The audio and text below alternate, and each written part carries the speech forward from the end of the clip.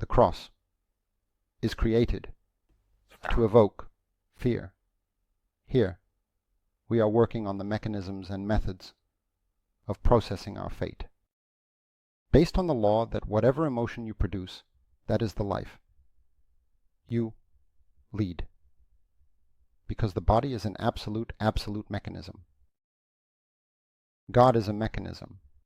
The mechanism is what surrounds us.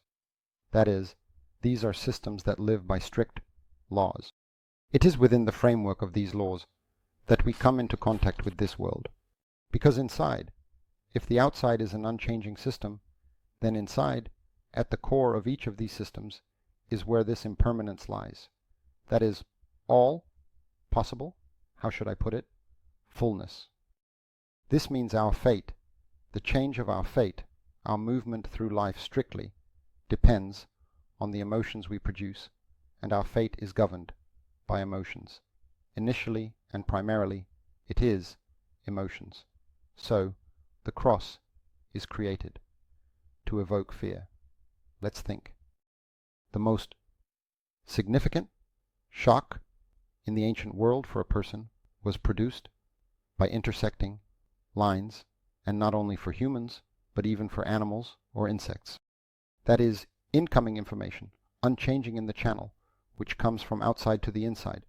If it does not change, does not lead to any change in our behavior, and thus we can remain calm, preserving our energy potential without wasting it.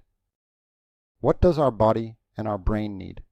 This is called the rule of bacteria, or the syndrome of bacteria. This rule was invented and introduced into practice by the first bacteria. When they moved linearly, steadily, the medium could have varying degrees of nourishment. And when a bacterium moved from a less nutritious environment to a more nutritious one, it tried to move more slowly, thereby maintaining the constancy of the incoming information within itself, preserving its energy balance and not wasting it, but only accumulating it. Thus, any cross carries within it the intersection of lines.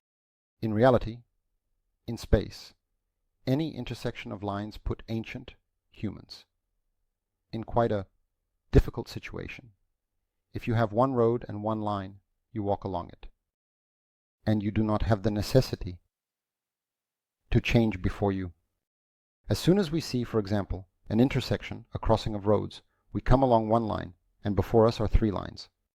Consciousness must engage, and consciousness must choose. Once we have chosen a path and walked it, there are still two left that we have not taken. And analytically, the body will split. It will become upset.